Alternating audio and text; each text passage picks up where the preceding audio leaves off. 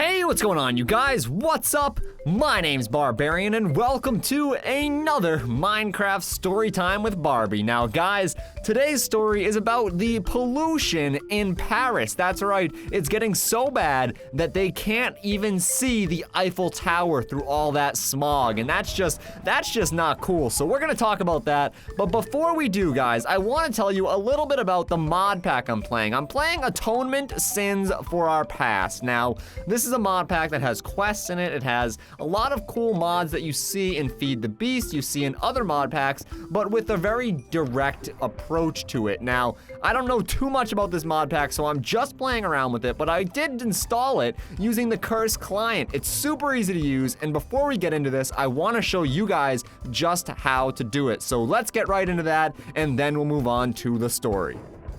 So once you download the Curse Voice Launcher, you're gonna wanna check out the Minecraft tab. Now, all you have to do is click install and you can browse through hundreds of mod packs, Feed the Beast, third-party mod packs, the whole 9 yards, and you can sort them by category, you can sort them by what kind of mods you're looking for, you can even sort them by difficulty. And it's really neat because it makes installing mod packs super easy. So if you don't like a mod pack, you don't have to say, well, I really don't wanna go back and install it again. You can just swap it out for something new and instantly be able to choose between this mod pack, that mod pack, and the other mod pack without uninstalling all of them. It's just so much easier. It makes playing Minecraft a lot more fun, and not to mention, they've got some really cool features on this launcher too. This Curse launcher will actually sync up with your Skype, with any of your game accounts that you have friends on, and basically let you add people on Curse Voice, which is basically a voice over IP service for gamers. It works really well,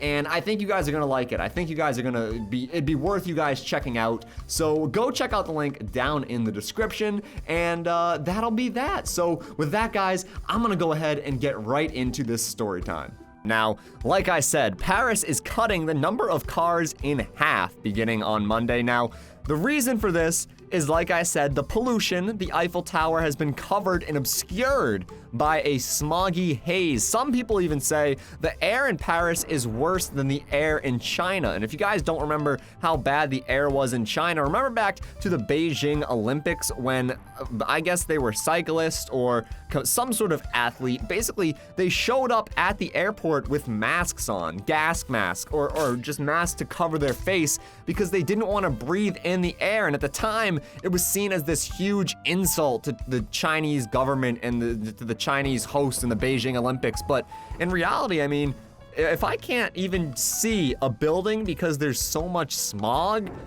I gotta be honest, that is going to be a big deal breaker for me.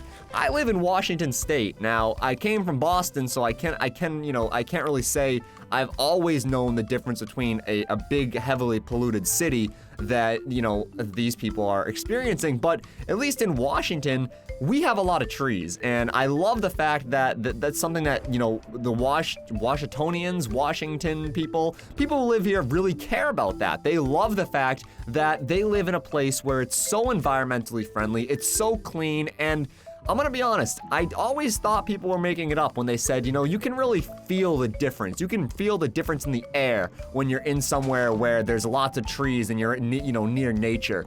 But honestly, living here and going back home to Boston, I can tell you that it's a lot more, I don't wanna say it's different, but it's much more, at least, relaxing for me. Maybe it's because I'm surrounded by trees and the green color is relaxing, but I mean, whether or not it's the air, whether or not it's the trees itself, one thing's for sure, Washington seems like a much happier, healthier place to live.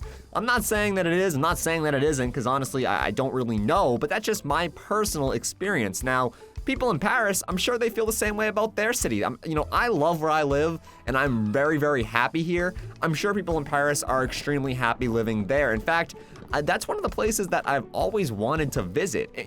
When it comes down to, top 10 places that I want to visit, I'd say like 8 out of the top 10 probably end up in Europe. The reason being, I'm a huge history buff. I love when I read about old buildings, old wars, and with the United States, it's a little bit different because, our history, quote unquote, is, 250, 300 years ago. It's not exactly super old, super, back in the olden days. Not a lot of stuff to, to really talk about. And I'm not saying that, in the sense of there's not stuff that happened in this area. I'm saying that, our buildings, our infrastructure, it's much, much older than, say, I almost said Germany because that would be the complete, a great analogy, I guess you could say. But anyway, I just, personally, I really like the idea of visiting places where you can walk down a street and know that that street was there like 1,000 years ago. And I know there's not that many places. Europe is obviously not some sort of time capsule, but at the same time, it has a lot more history and a lot more, at least interest to me as someone who likes that. And maybe it's just the lure of not living there and wanting to visit and just wanting to see something different. But either way, I personally can't get enough of it. That's my number one goal, is to eventually get across the pond and take a little bit of a tour around Europe and see a bunch of places. I want to go see Amsterdam, Paris, London. I just want to see everything. So the idea that, these people in Paris should somehow feel like they're responsible for this pollution, I guess in a sense they are, but at the same time, I don't think it's right to blame them, because I don't think any of them sat out and said, Barbarian, I really hate the Eiffel Tower. I hate the environment. I really can't wait for when the smog is too, and this isn't even a French accent. What am I doing? I don't even know. But the point is, the reason this is happening is because there's too many cars on the road. They're trying to cut that in half and basically try and force people to use public transportation, which will be free during this time. That's something to keep in mind. So if your license plate isn't the odd numbered car that will be allowed to drive on Monday, and I should mention that it's kind of a weird system they have. It's an odd numbered license plate versus the even numbered license plate. I'm not sure if it's the beginning number or the ending number. I'm not sure if it really matters, but the point is, if it depends on your license plate whether or not you can drive. Now, personally to me, that sounds like the absolute worst way to go about this. One, you're not even solving a very big problem. Monday is only 1 out of the 7 days in a week. It's not gonna make that big of a difference. And two, what if I have to go to work on Monday? What if my job is literally so important to me that I rely paycheck to paycheck, and now suddenly I can't get to work because I have to go, or I can get to work because I take public transportation, but I have to wake up 3 hours earlier. I have to get ready. I have to go on this huge journey and take like a 2-hour bus ride all the way to my place of business. Now, that does not sound okay to me. That does not sound good, in my opinion. What I think they should have done, and this is just me, 18, 19, oh, god damn, I'm 19 years old. Wow, where did the time go, guys? I have no idea, but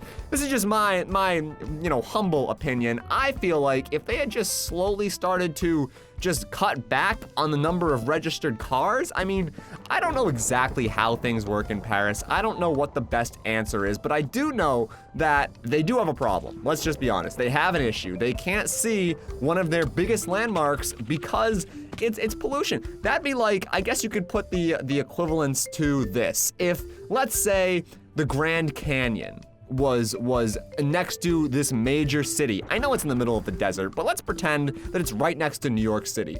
And people were driving in and out of the Grand Canyon every day. They were going to work, they were going to, to the subway. They were doing everything that happens in New York City, but it was right next to the Grand Canyon. And all of that smog made it so that you couldn't even see the other end of the canyon. You couldn't even see how beautiful it was. I mean, yeah, that would be a huge deal to us. People that, live in America or who know what the Grand Canyon is, probably thinking to themselves, yeah, Barbarian, that'd be terrible. We don't want that to happen. I feel like that's exactly what the people of Paris feel like. I don't know. I'm curious to see, is anyone here from France? Is any one of my viewers from the city of Paris even? Maybe you guys can shed some light on this. If you guys have any comments whatsoever, make sure you leave them down below. I do always like reading them. And don't forget to check out the Curse voice client. I will link that down in the description as well. And until next time, guys, as always, my name's Barbarian. Peace out.